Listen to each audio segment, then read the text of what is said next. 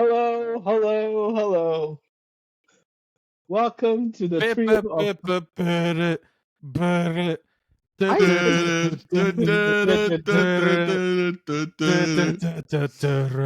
Hello again.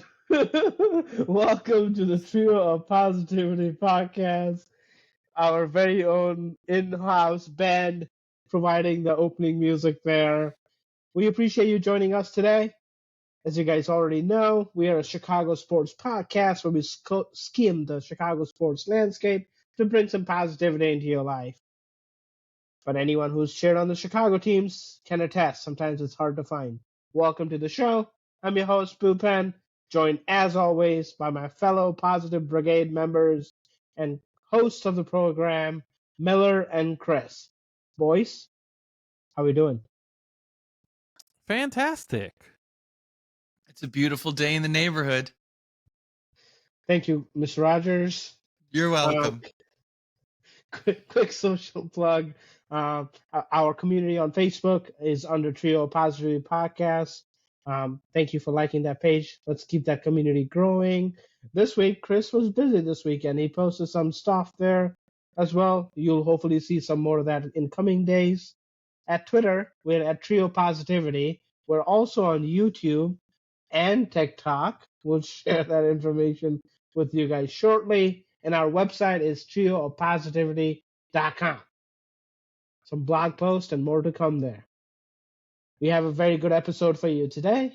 In today's episode, we'll briefly touch on finally Cubs making some moves on the north side, talk about the madhouse in Madison, some Bulls and Blackhawks update. We'll talk about the NFL playoffs, storylines from this past week, as well as the week coming up for the playoff divisional round games. And in the main segment today, we will talk about the Chicago Bears season review. We'll talk our quarterbacks and our offensive line, see how the year went, what we think is coming up for them in the future. Ooh, there's a lot of talking. You boys ready? Get this show on the road? Let's do it. Awesome. Let's start on the north side, boys. I hear you guys have been busy on the north side. You guys signed Of course. Of course. No, it was haven't. Cubs convention weekend. Woo! Come on. Isn't anybody excited about the Cubs convention that just happened? Only true Cubs fans are excited, Miller. So I don't know. It's pretty cool to me, the diehards that go to that every year. I've never really been interested, but maybe once the little ones grow a little older, it'd be fun to go to it. But not too many storylines came out of the Cubs convention. The two biggest pieces that I saw was first of all being the chance for Cody to come back to the Cubs. That was everywhere during the convention, especially when Ricketts was on stage, but that was the big one. And then the other one was Jed Hoyer basically coming out and saying that we're quote unquote in the fifth inning of the offseason. So expect some moves down the pipeline, and hopefully Cody Bellinger being one of them. So one quick random point that came, I don't know if it was actually part of the convention, but they were talking about Wrigley Field hosting an all-star game. Yeah, and apparently Wrigley was listed as part of a possible target for bad things to happen, and they were having meetings with high-ranking officials to see what they could do to help make it safer. And it looks like they're gonna put those little poles that come from the ground up. The lightning rods. I guess I don't know what you call. When they block traffic things. to make it, make the traffic pedestrian friendly and block the traffic on the roads. Yeah, you know what I'm talking. I don't know the name. I saw the name somewhere. What are these roadblocks? Basically, they're not roadblocks. So you know how they have the roadblocks that just go across, right? The orangey ones, right? These are little cylinder poles that would come from the ground up that are pretty heavy. So those are roadblocks. I know what you're talking about now. They're not defined as roadblocks, but they're meant to block the road. Right. Yes. Yeah, sure. Yeah. Well, they were talking about adding that all over Wrigley, and I'm like, that seems interesting since it is a neighborhood. But it's a neighborhood. It's not a, it's weird to see that. But I found that to be more interesting, too, than what was said at that convention. Yeah, the other interesting piece that we'll touch on quickly was a trade did happen with the Cubs between minor leaguers. Why are we talking about this, you may ask? Well, the Cubs actually managed to get top prospects from the Dodgers system for relatively low players. And me and Chris had a nice conversation about it. And it seems like the Dodgers are trying to trim some cap. So they're trying to get rid of those players and pick up some youngins that we have. So They the had Cubs some cap issues up in think LA. so. Even with the $2 million that they're paying, what's his name? $2 billion? $2 million? Oh, $2 but million. Apparently, we got some potential starters and for our infield, specifically third base. So it's a move. We got to see more, and hopefully Jed's right. Hopefully we're in the 5th inning and he can close this fucking thing out. What's left to do? Just Bellinger and what else though? Like, okay, we need a center fielder, we need a first baseman, a third baseman, and at least one reliever. There you go. Yeah, I'm like it's just gonna be it's not gonna be something to get my Blue Chew going, so we can just keep this like it's meh. It's not exciting. I mean, we talked about it before. It would have been more exciting with the other like the Cubs are gonna spend money, but it's not even really spending money. Huh? Chris, that's a really high bar. If we start running the news by whatever gets you, I think I'm gonna start that trend. I'm gonna start the trend. If does this news get me to want to take a Blue Chew? Does this get the juices flowing down? Yes, does this get the juices flowing? We're gonna make that a segment. You guys just give me a story, and I'm gonna say that's Blue Chew worthy right there, brother. Great. We're gonna start having to put PG-13 rating on this podcast. No, that's definitely that's not XR, what we're doing, dude. Come on, we're doing M at least. Okay. Great. We're eliminating whole listening base here, but no. Thank you for the update, Miller. You guys want to do a quick positivity rating on the Cubs before we move on? 4. 6. All right. 4. I love that you guys have flipped from last season. Like end of season, Chris. I know, right? Chris is so excited. The thing is, though, is from that moment we had a 10 at one point. We weren't even in the playoffs. I was at a 10. I was up there, but what I'm saying is like what's happening in the off Juices season. were flowing that day. How this is what I don't get though, boys. How is it that the most exciting signing that us Cub fans could be like happy about is our manager? Like that to me. I mean, I get enough. You, but we're still going to be competing for the playoffs, so that's why I have him in a 6. But this off season does not get me really excited. If we actually did. I just said we're in the 5th inning. We still have some time. I mean, to be fair, like I think apart from the Dodgers, like no team has really done much, right? Okay, is that a fair statement to say?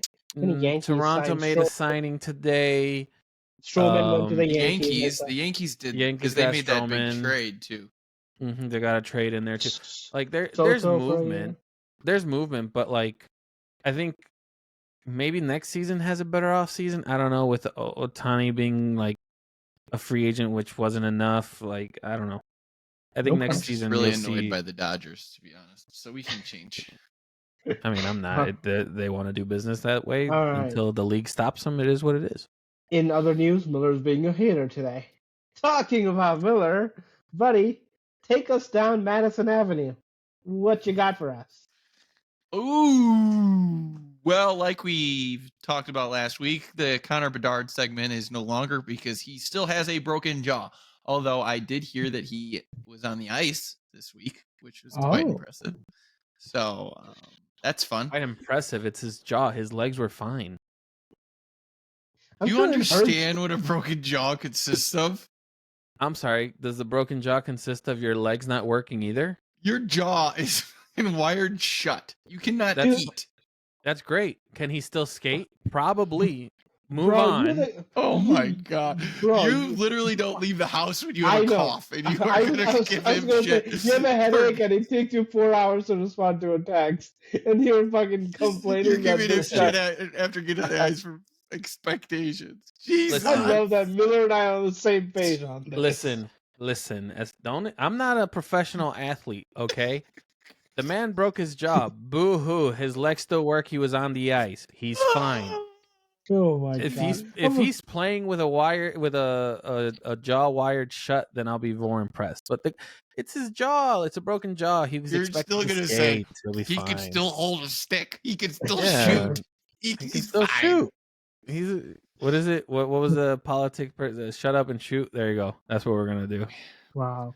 I didn't Well, know Chris in was other Republican. Blackhawks But... news, since we'll just move forward, since some people aren't impressed after someone goes through major surgery and is back with the team after a week, they did sign Davidson. So they inked him to a 2-year deal. He's been kind of Jason Davidson or Dickinson. Sorry. He's a forward for us. I think Ben touched on him the last time he was on. He's kind of been a surprise. He was brought in as a leader and possibly seen as one of those guys that they can flip at the trade deadline. But they were impressed by him. He's had a really good year, so they extended him on a 2-year deal. So that's exciting, especially if he keeps up playing the way he has, because he's definitely been keeping the Hawks in the games. And speaking of games, they were 1-2 in the last week. So other than that, nothing happening with the Blackhawks. Did you want me to transition? Yes. Apparently, I'm transitioning, No, even though I I got wasn't it. even going to talk. Next I got it. I got it. I got it. Hang on. Chris, I heard you wanted to talk about the Bulls, especially someone that was probably, unceremonially booed last week. Awesome transition there, boys. Glad we're a professional podcast and we come for this kind of content. So, a couple days ago, the Chicago Bulls held their most touted Ring of Honor ceremony, where it brought a bunch of the Bulls, I guess, best players or most memorable players. It's the 25 year of the first cup, right? Huh? Is that not trophy? It? Trophy, the first trophy, 25 years of it. Is that not it? I thought that's what they were celebrating. The Ring of Honor is more of like their Hall of Fame. It's like more of a celebration of the people that were. Because like first one was 91, I believe, so that would have been first like one's 23. Yeah, first one's 9091, or 9091. But that wasn't the main story that came out of this. The main story is when the Chicago Bulls added Jerry Krause to the name, and his widow was there to receive that honor and got booed very, very loudly. This is the one thing that I will probably say that was it expected? Yeah. Should it have been done? No. No, that was bullshit. So there's going to be those people that are like, well, the Bulls should have known better to not invite said person. But then again, it's a celebration of the man who created the team who helped win 6 championships. So, of course, you want that person to be in there. It's a fucking shame what happened. That should have never happened. Those fans that are there don't have an ounce of decency in them. Well, keep in mind 2 things here. Okay, before you start, you're about to defend booing the man's wife. Go ahead. 1, Bulls should have known this fucking was going to happen, and they should have never done it. And 2, they didn't know that the wife was there. They didn't know that she was there until they put her on the jumbotron after they started booing. They stopped booing once they saw that she was there. Miller, they knew she was there. She was sitting there. Don't come up with that's such a bullshit excuse. Let me put this to you in a different light. So say that you become very popular at your company, and then your company decides to put you at the Ring of Honor ceremony, right? You're dead, but your wife has to show up. And then when they announce your name and your wife is there, everyone's like, boo, boo. I'm not saying it was a good look. I'm just stating the fact that this is what the fans have done since 2000. No. Yes. No. Every No, time Jerry Krause's name is announced, they boo him. It's happened for years. And the fact that the Bulls were stupid enough to hold this ceremony without Michael Jordan, Scottie Pippen, and Dennis Rodman, mind you, there are more, and I will get to how bad this was run because you focused on this. is really stupid. Like, you had to know that this was the expectation going in. Unless they started the segment by saying blah blah blah, the Jerry, I don't know what her name is, Thelma Krause is here to in place of the deceased Jerry Krause, or starting it that way. But the way they did it, and they just announced Jerry Krause's name, this is what the fans have been doing for years. So to expect a different response is idiotic. Here's my thing. They gotta get over it. Really? After the last dance, you expect them to get over it? He was beaten down to the ground even more. So, like, yeah, the man is dead. What more can be done to him? You know, the commish, when he comes out on the draft, they boo him. And it's like a thing now. They boo the commissioner, regardless of who it is, what he does, right?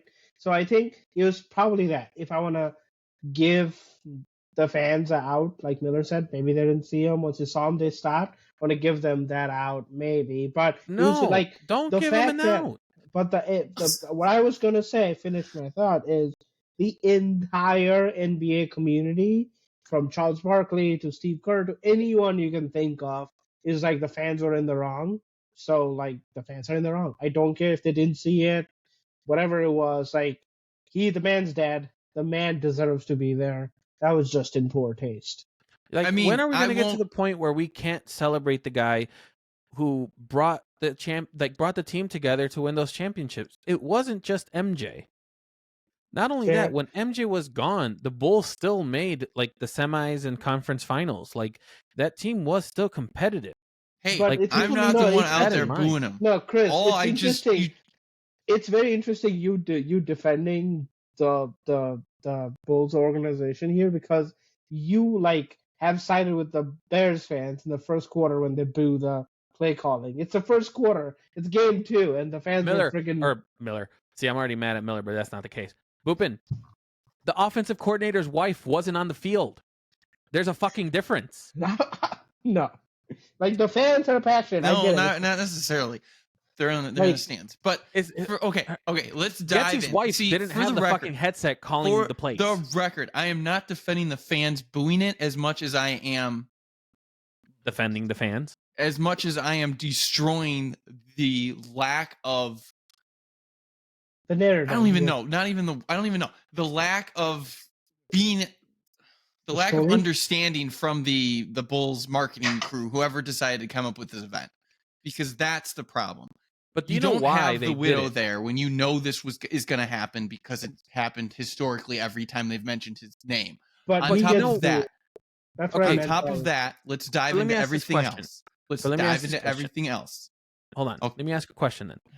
Does Jerry Krause not get credit for what he did during those six? I wouldn't have booed him. Hold on, though. He gets it's a yes lot or of no. the credit. I am not part of this community. Okay, I get it. What has happened historically. You booed. I saw you on TV. Listen, you booed. The one first booing. Of all, don't make me show the video of you there being the first to boo, and then when the wife money was for like, shitty organizations. Now, you started the whole thing, Miller. It was all you. You started the boos. Here's my question to you. Here's my question. When does he get celebrated? Probably never. If he wasn't going to get celebrated, that's the problem. He's not going to get celebrated. It's to Boobin's point. It is to Boobin's point with Roger Goodell. It's the same situation. They just have this habit now. Is it a good habit? Absolutely not. Does he deserve to be celebrated? Absolutely. He put that team together. But guess what? Some fans are still upset with the way it ended. They'll always be upset. But let's focus on the other mishaps that occurred here, okay? Other than that specific point. 1, Luke Longley traveled in from Australia, wasn't recognized. 2, Steve Kerr, who, how many rings does he fucking have? Not only with the Bulls, but with the Warriors and the Spurs, probably over 10, wasn't recognized. No. Not 10. Phil Jackson, yes. He won. How many with the Bulls? 3. 3 with the Bulls, 2 with the Spurs, and 4 with the... So 9. I don't. 4 yeah, so not 10. 4 with Golden State. Just typical Miller being wrong. Continue. Phil Jackson, that was an embarrassment. Phil Jackson was getting honored a standing O, and they cut it short to go to Tony Kukoc. So you can sit here and focus on one thing when that whole Bulls organization, whoever put on this event, put on an embarrassment, and it should have been done in the back room or a different date. To not have Scottie Pippen and Michael Jordan in that stadium is a joke. It wasn't a fucking Ring of Honor. Come on. Miller was right. 9 rings for Steve Kerr. 9. He said over 10, so he was still wrong. But real quick, though, I don't know if you know this, Miller, but there's probably a reason why Jordan and Pippen were not going to be in the same room. That's fine. They get Jordan. I don't know what to tell you. That's what I'm saying. Like, Jordan's kid is tapping Pippen's ex-wife. So, like, I'm pretty sure there's not going to be... And not to mention, not just that, but all the fucking shit that Pippen was talking about Jordan. As a Bulls, like, fan, I would have loved to see what would have happened, even if they were on opposite ends of whatever fucking row they wanted to put him in. I would have loved to see the tea that would have come out of that. But being very realistic, they did have a ceremony before the actual game. They had like a whole thing for a bunch of them that were there. A lot of the stuff that you don't see on TV though is what's going to get like not brought up as much. So the fact that this is getting brought up, and the fact that you're antagonizing the person that literally had nothing to do except share the same last name is what I have an issue with. That's all. Okay, well, just understand that the whole event was a shit show from start to finish. But to reiterate, MJ and like Dave Scotty have been in they were in the NBA 250 last year. They've been in events together. It's not that but that was after. But this is a lot has happened with Pippen. Like let's not act like it hasn't. Like I don't think this is as important as you think it is. Yeah, like my whole thing with this is, at what point? Granted, The Last Stand did not help Krause, but at what point do we appreciate Krause? I already told you it's not going to happen. If they don't appreciate him in this moment, it's not going to happen. Because this is the moment to do it. When he is officially passed on, this was the moment. And it didn't happen. So. All right. Well, I feel like we're at that point where it just has to happen. I don't even really understand why they booed. I mean, I get it, but like from the beginning, that's what I'm saying. Like I understand it, but at the same token, it's just like he still put together the team that won the City's 6 championships.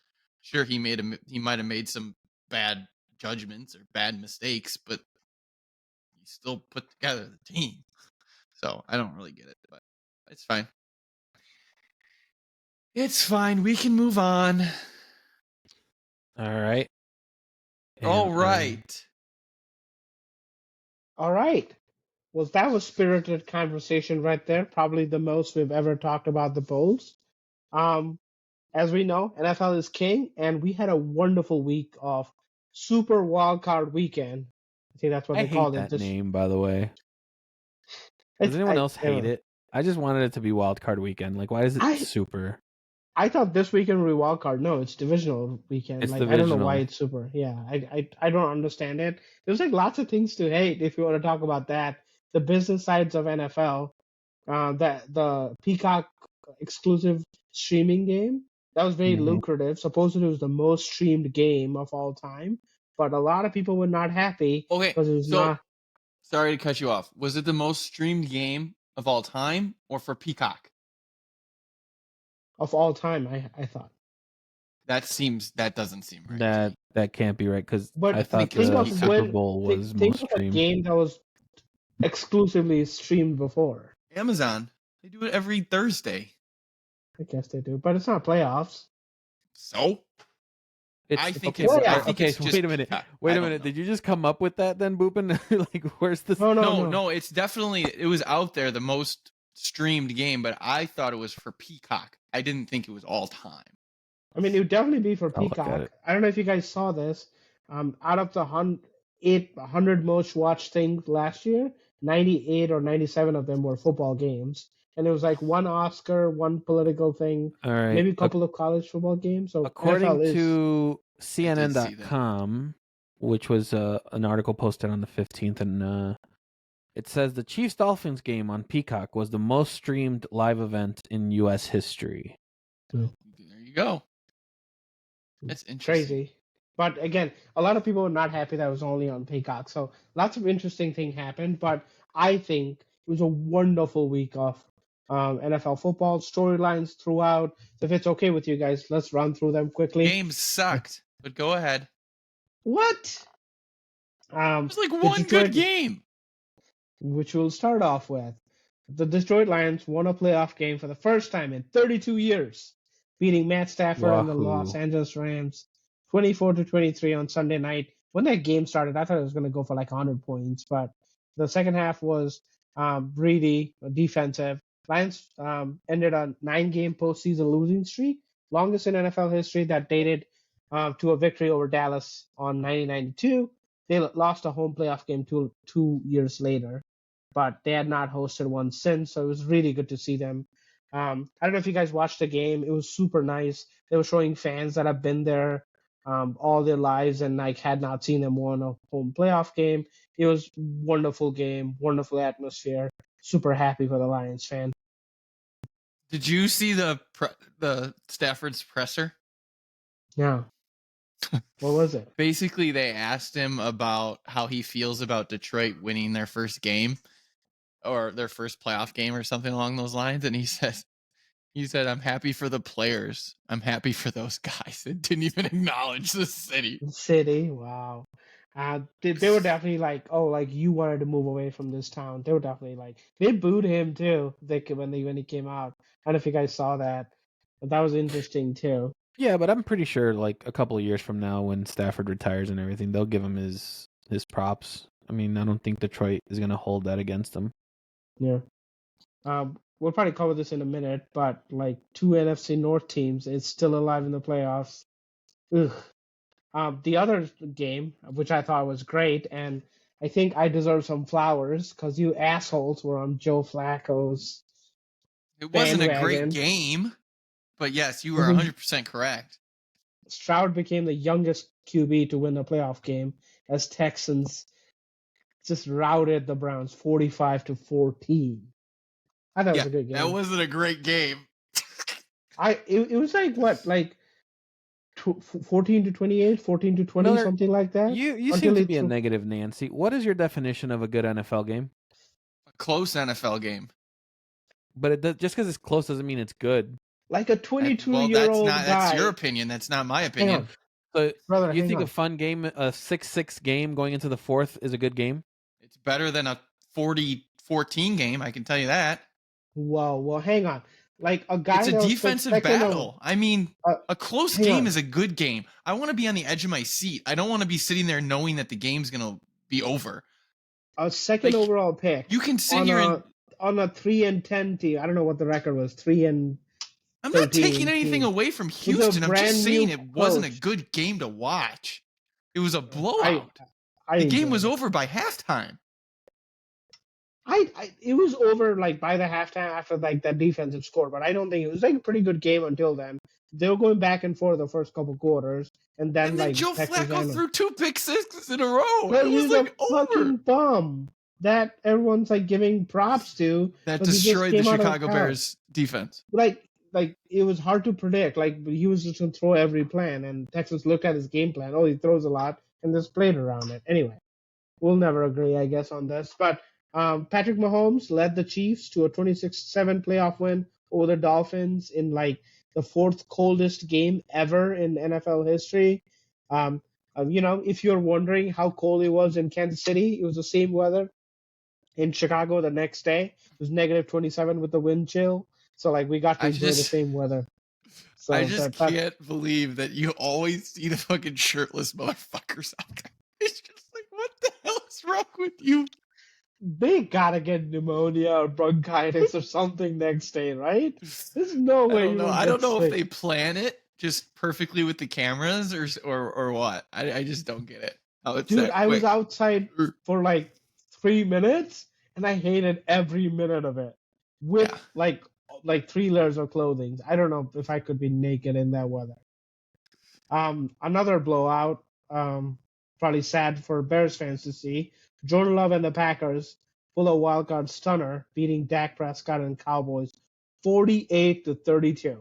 The scoreline at the end is not fair. I think the game was probably like 48-14 until like Packers started playing their second and third string defense. Yeah, I saw something on that. That's basically Kyle Shanahan came out and he said, "Oh yeah, I was prepping for the Packers in the second quarter." I think wasn't it 27-0 at like at half or something like that? Something crazy. They might have scored one. I think it was 27-7. I think, but yeah, it was like the game was over. Like Packers scored in 6 out of 7 drives or something like that. It was crazy. I was very torn. Because in one set I didn't want the Packers to win, and especially for Jordan Love to play the way he did, and it really sucks. But at the other side of the coin, I was sitting there laughing my ass off on this Cowboys team that was praised and I believe picked by one of you to be in the Super Bowl, and like just for them to fall flat on their face as hard as they did was kind of comical. Dude, it's a joke. It's a joke how bad they like freaking choke every year. But I think it's a good time as any. Bringing it back home, 2 NFC North teams are still alive in the divisional round. Is that a good thing for the Bears or a bad thing for the Bears? It's a bad thing for the Bears. This is the worst case scenario if you're a Bears fan. Okay, explain yourself. Jordan Love is 1-0 in the playoffs. Detroit, everyone thought Goff was basically done for, and he comes back and comes to Detroit and gets another playoff win. And done for? What does that even mean? He was dumped. He was a salary. He was dumped essentially. Yeah. Oh, you're talking 3 years ago when they made the trade.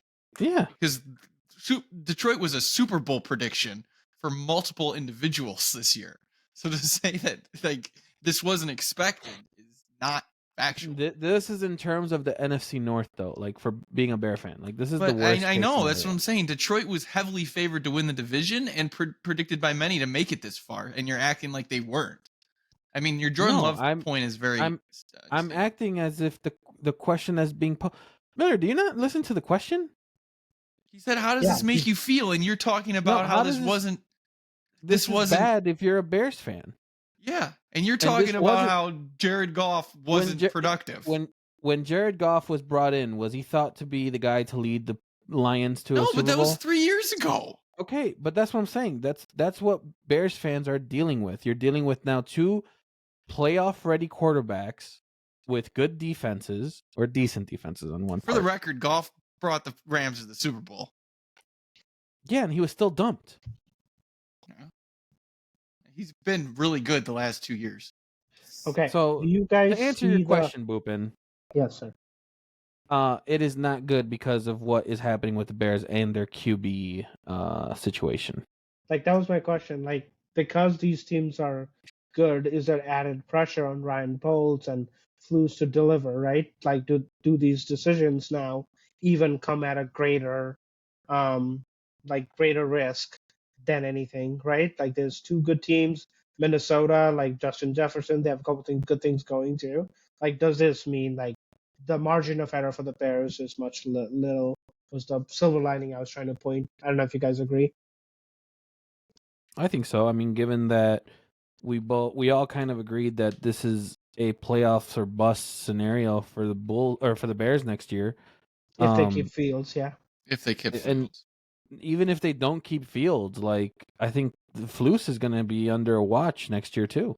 I agree with that. Caleb Williams. If it's Caleb Williams, I think he gets a reset of at least 1 additional year, in my opinion. I don't think that's true, personally. I mean, if you're looking at it from Matt Eberflus's seat, yes, it could be playoff or bust for him.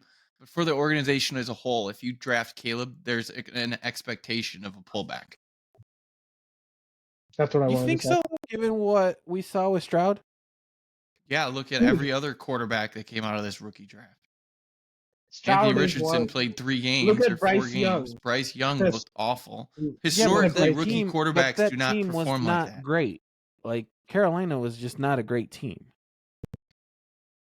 I mean, so wasn't he Houston. looked bad with the team that was on the field. I get they weren't great, but he looked awful. I mean, okay, if you're talking, that I can But I mean, understand. you're looking at one That I draft. can Look, understand. historically, rookie quarterbacks do not do what CJ Stroud's doing. So to expect it to repeat is not a good thought process.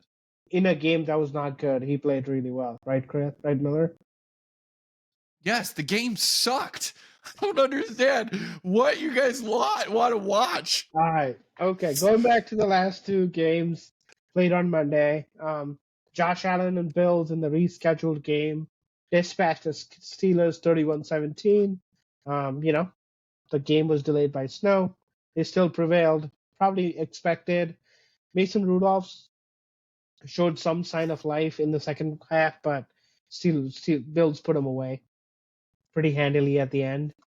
That was a decent game again until the second quarter, I think. It's like some good things. To the second quarter. Second half. These guys must be all excited about a quarter of good football. And probably the biggest shocker of the year, for me at least, Mayfield threw for 337 yards and 3 touchdowns to lead the Buccaneers to a 32-9 victory in the NFC wildcard rout of the Eagles. That was very surprising. I mean, that game was over in like the first quarter. Guys, Eagles were 10-1 at the beginning of December. The way this team collapsed, God, I don't know what's happening with that team. Like, just seems bad vibes right now.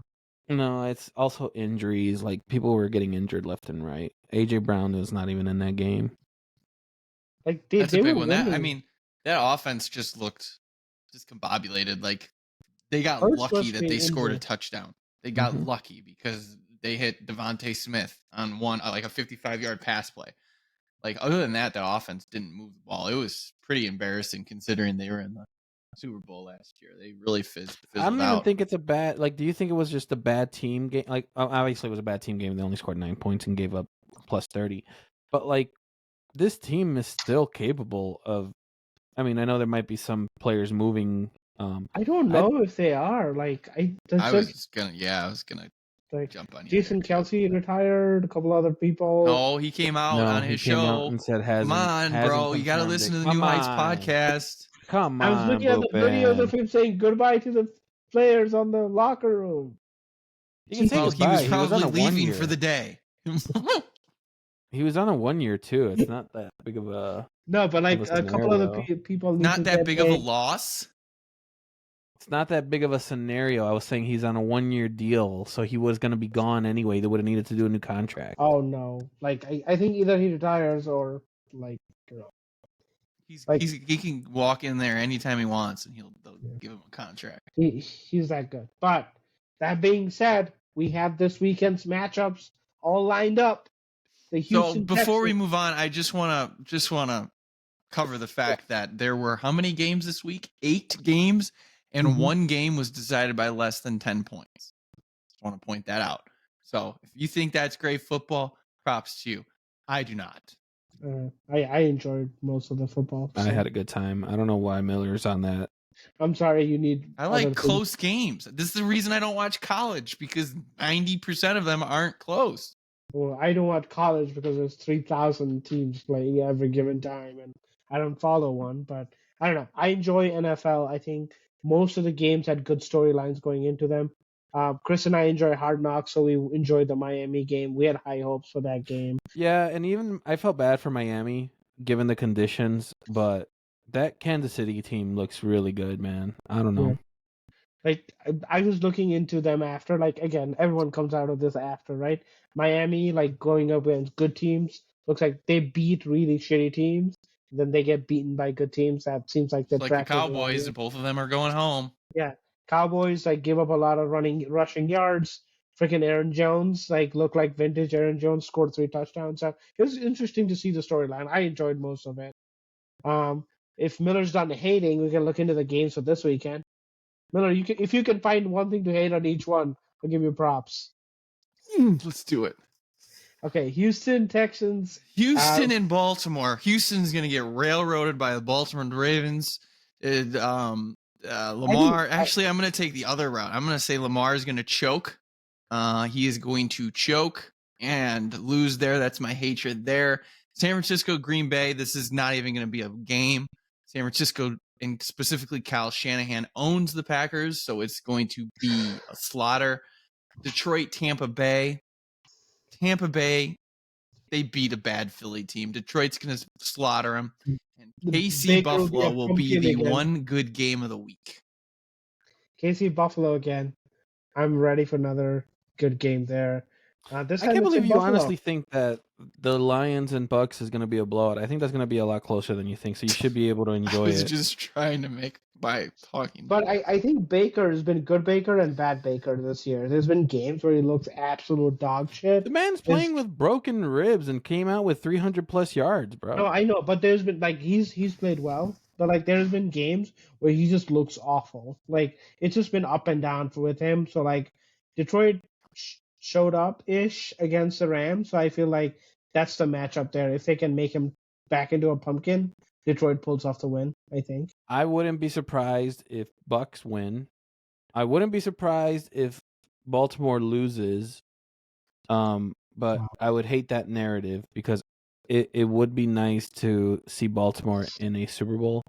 But we all know the NFL does these scripts before the season starts. Oh my God. They okay, planted Pat Taylor McAfee, Swift. take it easy. They planted Taylor Swift, and so now, in order for the Super Bowl to have the most views ever in a game, Taylor Swift needs to be at the Super Bowl. So I think that narrative is still going to continue. I don't think so. I would have thought the Cowboys would have won if that was the narrative, just because it's the Cowboys. It would have drawn more views. Where is the Super Bowl? Arizona? That's a good question. Vegas. I have no idea. Vegas. I think it's Vegas. It might be Vegas. No, but I would I think Baltimore, San Fran, Detroit, and Buffalo moving forward would be amazing for me, I think. But I don't know. KC, Tampa Bay, Green Bay, Houston, Green Bay, young teams making moves, but I wonder, if I also wouldn't be surprised if Green Bay pulls it off. In San Francisco? Yeah, I counted them out last week too. Yeah, I did too. I will not talk shit about them. I promise I would shut up if they beat Cowboys in Jerry World, but I think that'll be, San Francisco puts a fucking licking on them every time they play in the playoffs. It's in San Francisco. I think they have the weapons to keep up with Green Bay and the defense too, probably. All right. So 2 games Saturday, 2 games Sunday.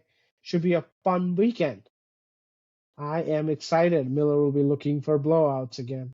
I feel like this week will be closer, Miller. Don't worry. All right. You guys ready to review the Chicago Bears? I will definitely be taking that over because I know you guys love to talk about stats. And all right. Quite of it. So what we're doing, which if you guys were listen to our last episode, we're going to review a couple of the positions that we felt was important and give them almost like a year-end review. There are a couple of obvious topics that we have to discuss. But I think what was decided is we were going to talk about the QBs and the offensive line. So, because I could give 2 shits about stats when it comes to this kind of conversation, I decided to host this segment. And we're going to let the other homers talk about why Justin Fields did really good. So I'm going to swing it over to Mr. Miller. Miller. I didn't do this section. Then never mind. We're going to swing it over. Also, Miller's been a Fields hater most of the year. How did you not throw that to me? I'm offended. But anyway. Well, Justin Fields. Give us the breakdown on what you felt Justin Fields did this year. JF1. QB1. Forever and ever. No, never mind. So Justin Fields, he's in his 4th year of his rookie deal in the 2024 year. Cap hit is about $6 million. Bears have until May 2024 to exercise his 5th-year option, which would be around $23.3 million. Okay, so this year $6 million. They have to extend him by May if they want to hold on to him next year for $23.3 million. Fields got off to a rough start. 2023, he was so much hype in the preseason. For the first 3 games, he had just thrown for 526 yards, 3 touchdowns, and 4 interceptions. But the season turned around. We went into week 4. We went into Denver. He threw for 282 yards and 4 touchdowns. Sorry, that's not right. He threw for 335 yards and 4 touchdowns against Denver, and followed it up with 282 yards and 4 touchdowns against Commanders. So through week 5, we're doing great. But week 6 comes around and he hurts his right thumb, and he's out for 6 weeks. Sorry, 4 weeks in week 6. But in the final 7 games after coming back from the injury, he threw for 1,361 yards, 5 touchdowns, 3 interceptions, and added 420 yards on the ground with 3 scores. Miller may not agree, but I think he shows growth as a passer. He threw for more yards this year than his 21 and 22 combined, but his consistency, I think, never materialized. The downfield passing game came and went without a rhyme or reason. Maybe Getsy deserves some blame there, but Fields and offense finished the season ranked bottom 3rd in the league in passing yard, passer racing, EPA per dropback, and success rate. Now, he made those elusive plays that only a few players are able to make, but often fail to make those game-clinching drives and plays, often and being the reason why we ended up on the wrong side of a win. Now, the biggest question of the offseason, Miller, what is the biggest question of the offseason for the Bears? Why do you think I don't think he improved? You can clearly see he improved. I love you fucking guys. You guys are such like you can clearly homers. see he's improved, but the problem is, Boopin, getting back to your point, did he improve enough? I mean, did he improve enough? Like, are you really going to be happy if you go into year 4 and he improves incrementally again and he puts up 2,900 yards and 20 touchdowns to 10 interceptions? Like, is that what you want with a 61.8% completion rate? Is that really what you want from your quarterback position? I don't know. It is for me. So the biggest question is, are we going to keep him or are we going to get rid of him? And I think the playoffs, even though the games were shit, I think these playoffs show a lot about how important quarterback play is. Because you look at Houston, you look at CJ Stroud, he turned that organization around, like you mentioned. You look at Kansas City, and you look at Tua, who folded in the cold weather. They look like crap with an elite offense. And Patrick Mahomes got it done with basically minuscule talent out there. And then you look at the one other game that I'm blanking on that was played after the Houston game.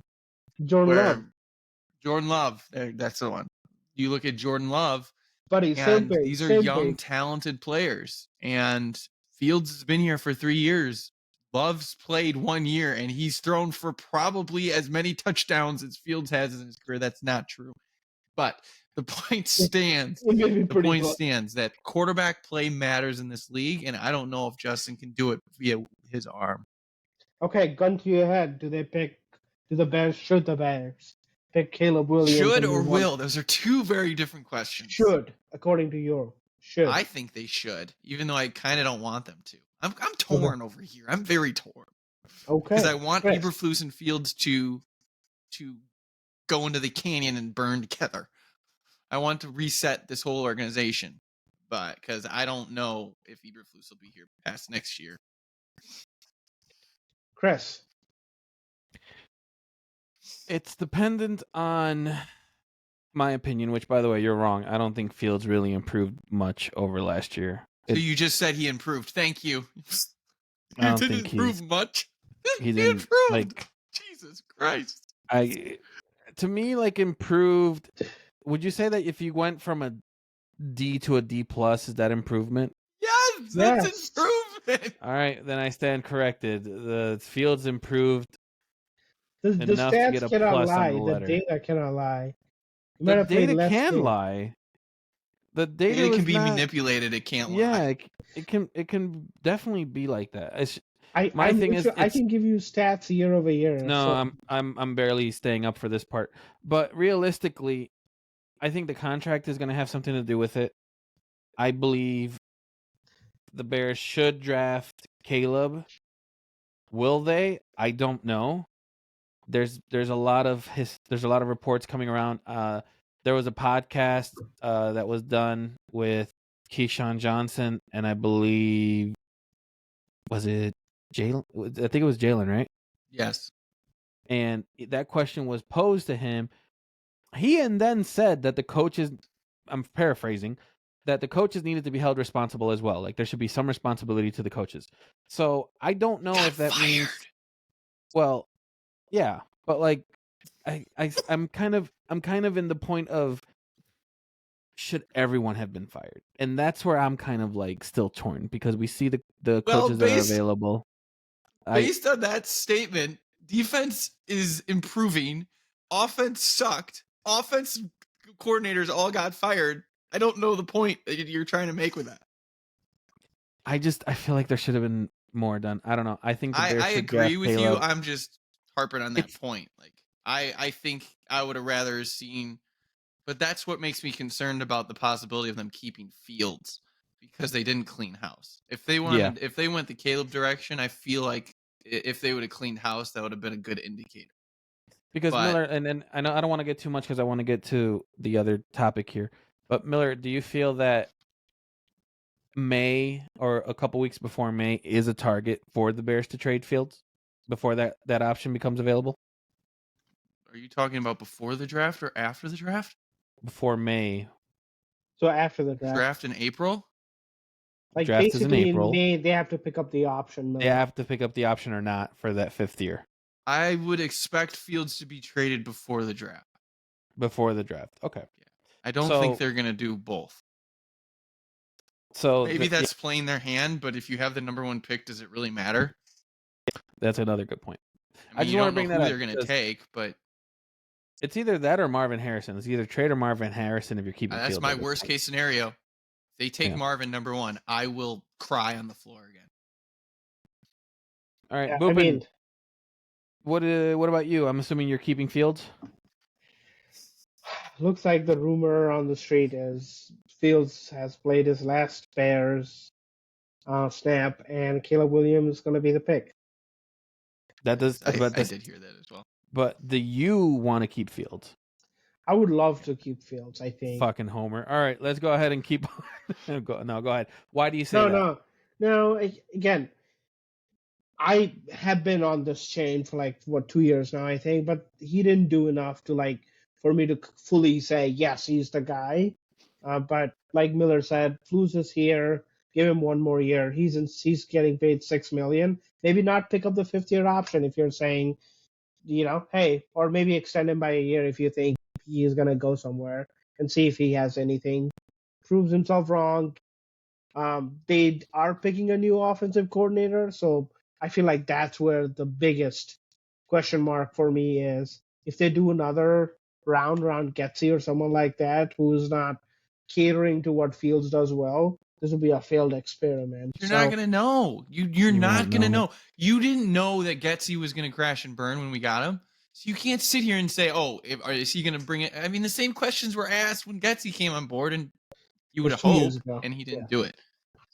I don't know. I get offensive coordinators big. It looks like they're going off the Shanahan tree because I think those are the 5 guys that they've interviewed so far.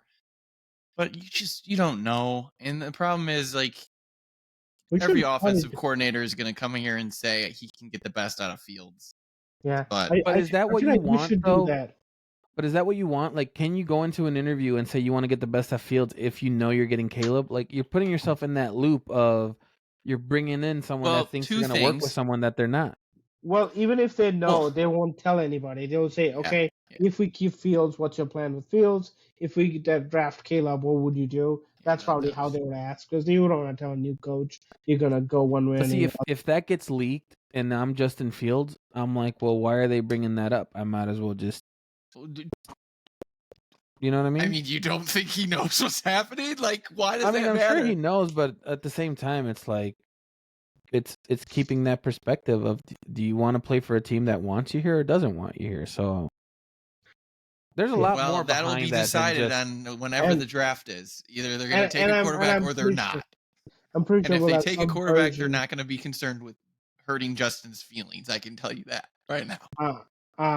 Like we'll have some version of this conversation for 3 months, people. So gear up.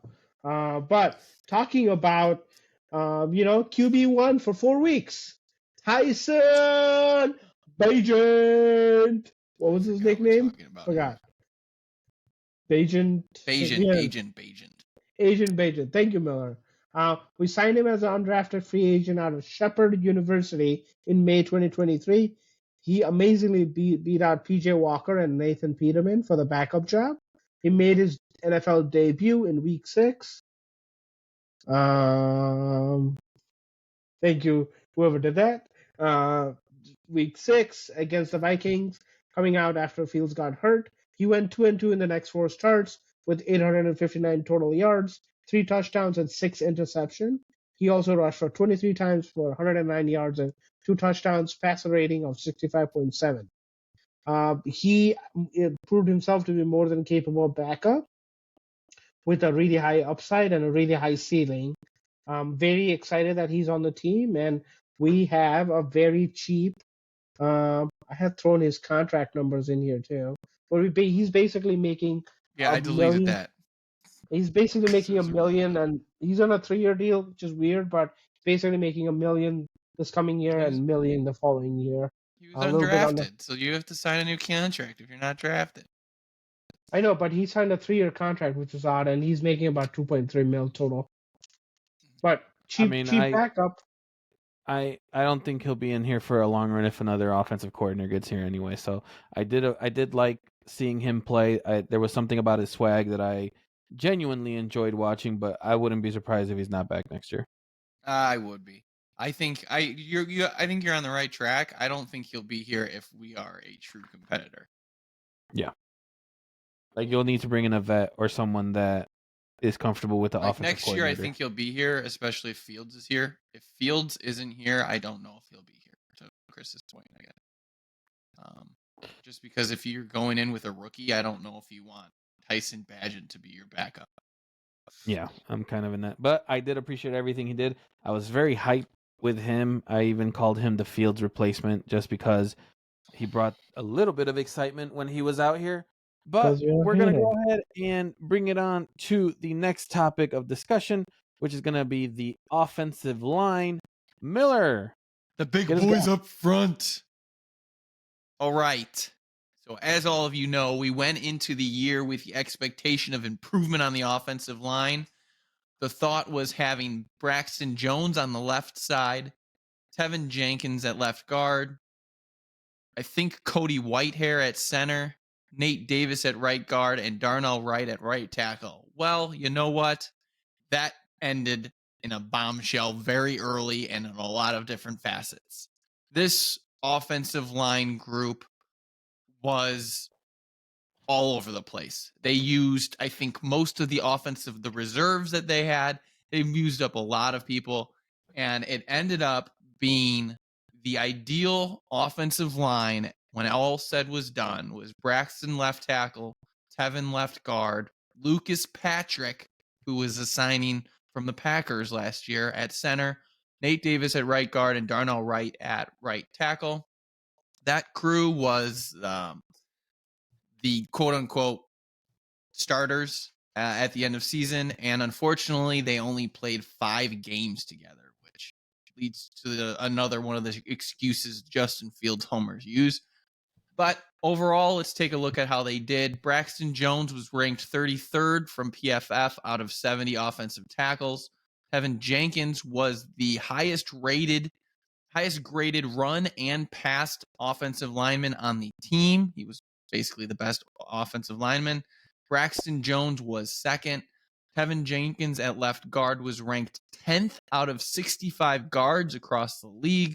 Lucas Patrick at center was ranked 29th out of 32. Woo, we have a stud center.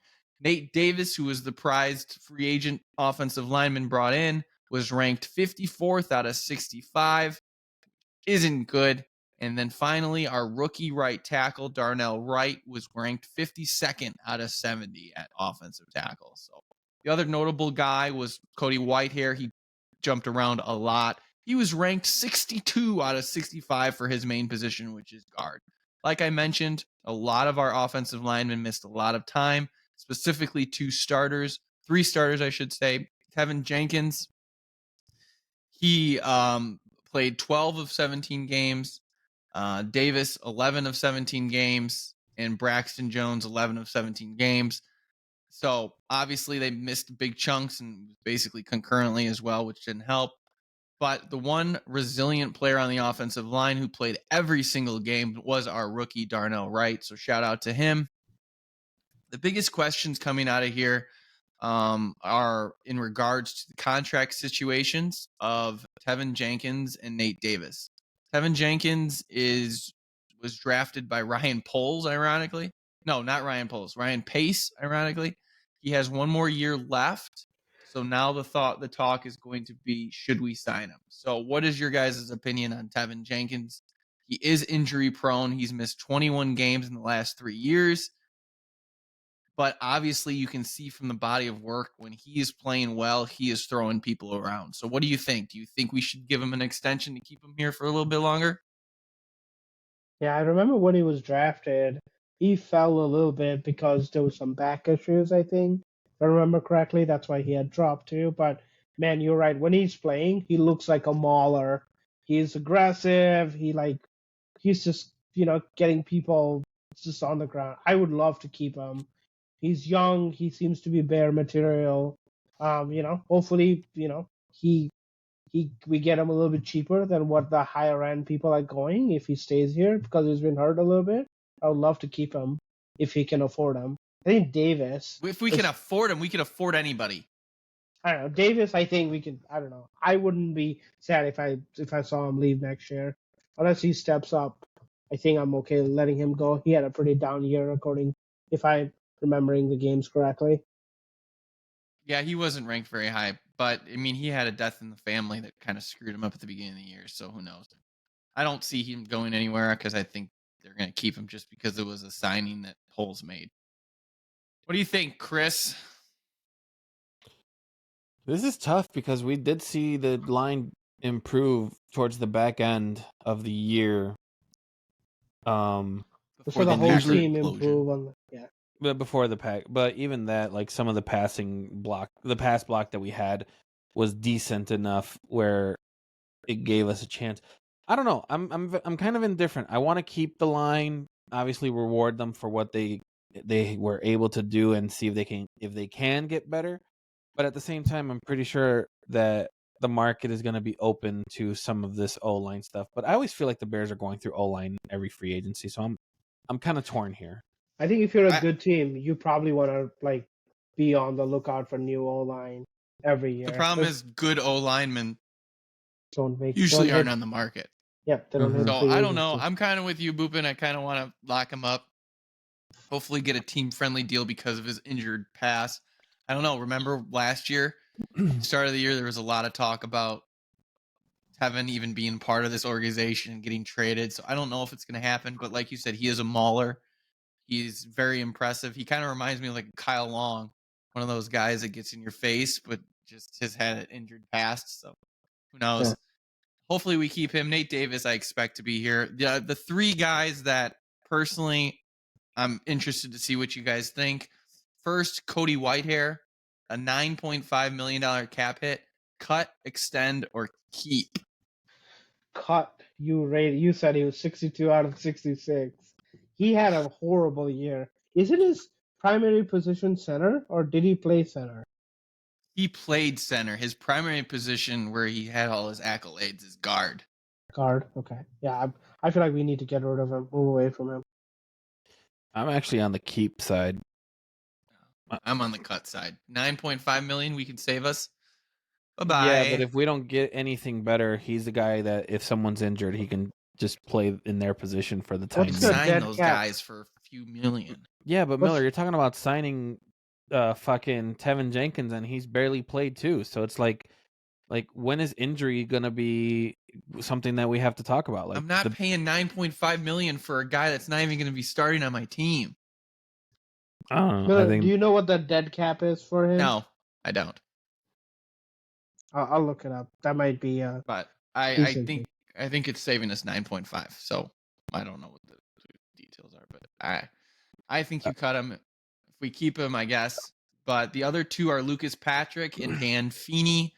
Oh, his dead cap is $4 million. Yeah, get rid of him. What's his contract at? $13 million. So that's why it's 9.5. Yeah, that's what we'll save. Lucas Patrick and Dan Feeney, both unrestricted free agents. I don't see them sticking around. Dan was Lucas okay. Patrick could be a coin flip. Dan was okay towards the very end, right? Yeah. Replacing Lucas. If we don't draft a center or sign a center, that is going to be a red mark on Ryan's polls. But you can get a second round, third round for centers, right? They're like not that. Yeah. Cool. Awesome. So, but overall, when healthy, the offensive line did have solid pass protection. They weren't healthy very often. They weren't cohesive. They never got that even in the preseason. Who knows what could have been? Injuries play a role every year for all teams. Can't use that as an excuse year after year. Got to get it done for who's on the line and the players around you. Running game, we were ranked number 1 in running for majority of the season, just like we were last year. So, they got it done from the run game standpoint. Stat. So props them, and we'll see what happens. I expect a new center. We'll see if we get a new guard as well, and we'll see if Braxton Jones gets shuffled to the reserve spot. You don't know. That is one theory that's out there, that will draft the left tackle really high. He had a rough year too after such accolades, huh? He was being touted as one of the greatest 5th round picks to be the starting left tackle, but no. He's still pretty respectable, average, half in the league. It is a left tackle position, which is more important, but as a 5th round pick, you take the production that he's given you, that's for sure. Okay. With that being said, boys, can we get positivity grades or scores for the QB and the offensive line position for the Chicago Bears this last season? Miller? 6. Starting with me? Yeah. 6. QB position. Fields, I'm going to say 5. Homers. All right. And Boobin for QB? 6. Fucking homers. It's going to be a 3 for me. Fields did not meet the expectations that was set to him.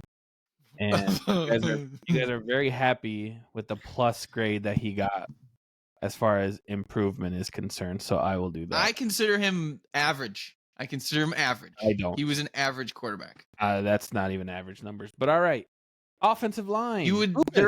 There are 16 teams that wouldn't take him, that have a quarterback better than him. After what they saw this year, no. Oh, he's absolutely being picked up. If you cut him right now, there'll be teams running to pick him up. I'm just saying. I'm just curious. Chris doesn't view him as average. So I'm curious then. He didn't have an average season. This is not average numbers. So there are 16 teams that have a quarterback that is better than Fields. Well, 17 teams that are better than Fields. You know what? Give me time. I probably can start naming them, and I could probably tell you a yes, no. All right, we have time. Let's go. No, we don't. Yes, we is do. Daniel Jones better than Justin Fields? Oh, that's an easy one. Hell yeah, brother. No, I'm kidding. What's your answer? I'm going to jump on this. That'll explain a lot. Daniel Jones is the dumbest NFL story that has come out this whole time. But Boopin, offensive line. Move on, you homers. Boopin, offensive line. What was your positivity score for them? Run, we were fairly dominant. Pass caught up the end of the year. I give him a 6.5. We're doing halves, apparently. All right. Miller. I'm going to go 4. Jesus Christ. I'm at a 5 with them. I'm at a 5. I'm just annoyed that Boopin thinks that the offensive pass game caught up with the line at the end when we were dog shit at passing the ball, but that's beside the point. We won a bunch of games towards the end. I know defense was playing well, but I don't know. We look better overall, I think, towards the end. But you don't have to agree. You can be a negative Nancy, whatever you are. Better being a negative Nancy than homering Homer. There is nothing Homer discussed today. I bet you buy all the Dunkin' Donuts coffee because Justin Fields endorsed by him. I just feel like he's on the bandwagon that if we even say the name Fields, we're immediately a Homer. Just like him and Mitch. Him and Mitch are linked for life. Oh, now he's like, oh, I get it. Now he's just jaded. He would not love. What's funny is that you guys are going to be the next Mitch comparison when Fields gets let go. We both are saying Fields was always like Mitch. Statistically speaking, Fields is not better. I knew that was gonna happen. Hey, Chris, what XFL team will you root for next year? XFL, he's still going to be playing for the Steelers, bro. You make it seem like he's not. I don't know if he will be. I think he's gonna be because is he going to be the backup or that Steelers thing? I don't want to take too much of this. I think he still is going to be an NFL quarterback, but that Steelers situation is looking bad. Like it is looking so bad as far as if you're a quarterback for that team because you need the playoffs. In a community aspect of a QB game, though, like they didn't really have a dominant quarterback to make it to the playoffs. Well, the problem is when you decide collectively, as Mike Tomlin did, that Mason Rudolph was the best of the bunch. It's not a very good. It's not a very good situation. Pickett got not hurt, a good sign. And Trubisky'd, so they had no option. No, but then Pickett was healthy, and then he. But that's what I was gonna say. Like benched. ignoring Mitch for a second, just ignoring Mitch. The Steelers felt that Rudolph was the guy, and it's probably a momentum thing. No, it can't be a moment. Like if you're saying that the guy's the guy, you won like 4 in a row or 3 in a row to go into the playoffs. Like why wouldn't you? With who? With Mason Rudolph, right? So is that not a QB issue in Steelers? That they have There's speculation that Justin Fields could be their next quarterback. You know what? I will say Justin Fields could probably be a better fit with the Steelers if the play calling is adjusted, like from the Steelers aspect. If they get this off, if they get this kind of playoff or this kind of play calling that we're seeing ever since the coordinator was fired, I can definitely see Fields being successful. He did worse after the coordinator was fired. But they were throwing more. No, but they were throwing more. Go look at it. They had it on one of the games that they played. They were scoring like 18 points a game under Canada, and the offense was scoring 14, like 13, right? 14. But they were throwing a lot more, if I remember. So that's what I'm saying. From like that aspect, they scored 34 and 30 in the last 3 games. Like, dude, I don't know what to tell you. This stat was on the Miller screen. follows the Twitterverse. You know what that is. I was watching the game and it was on. It must have been boring because you. Yeah, don't was recall. it a boring game, Miller? Yeah, but here's what I was trying to say. If it was boring, I would have shut it off. Here's what I'm trying to say, and then we'll end the night with this. If we had the play calling that the Steelers had the last 5 games brought to the Bears, I think Fields would have been more successful. I don't even know what that means. I don't know how you could say that play calling over there would translate to us. If the offensive coordinator from the Steelers was with the Bears those last 5 games, Fields would have been a better quarterback for the whole year. Does that say more about Getsy or does that say more about That says more about Getsy because I've said it multiple times. There was a point where even I said Getsy is not playing to show off Fields. Yeah, you hate Fields. Yeah, I do hate Fields You're an interesting person. Sign us off. I think Chris loves having the anti-take. Whenever we like say sky is blue, he'll be like, no, it was green that one time I remember. He just loves doing that shit. So like it doesn't matter what we are saying. He'll just find something and just like. Well, it's interesting that he hates Getsy, and he also hates Fields. It's Fields, yeah. That's very interesting. You guys can't say that when I've clearly said that Getsy was not play calling for Fields early in the year. I just don't feel that Fields is a thrower. you guys crowned him as being this great quarterback when he's a running quarterback. No one crowned him. You fucking We- I homers. might have. We Miller definitely did expected not. in a massive step forward, as typically happens a third year for a quarterback. And yet Yeah. y'all were wrong. But yet y'all are still homers. It is what it is. It's okay to homer for them, guys. Just accept it.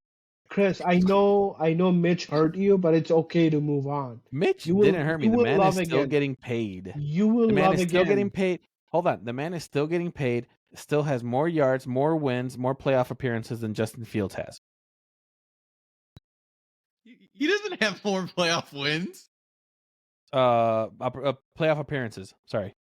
No, That's what I said. I didn't say wins. I said playoff appearances. he took us to the He said NFC wins. Championship game. He took us to the NFC Championship game. No, he did Double not. Double He did not down? win. It was the divisional. It was a division. It was the But first. he had to We had the win at bye. least It one was the game. we had the bye. It was the We had the second round. bye. So we had more playoff appearances. He had more playoff appearances than Fields. Right, Chris And yes, would I'm know. counting the Saints one because he started that game. So Yeah, I agree. I mean, that's not wrong. All right, Exactly. Chris, sign us off, buddy. all right, thank you guys so much for listening. We hope that you guys enjoy today's random episodes, even with our sounds not working accordingly. We'll have the outro get played by Boopin and Miller here in a little bit. Please hit the like and subscribe buttons, and please remember that we are still a young podcast. We're getting very close to a year here.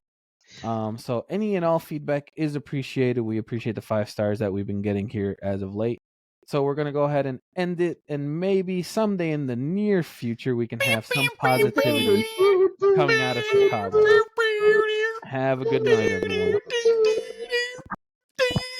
Bye-bye. Peace.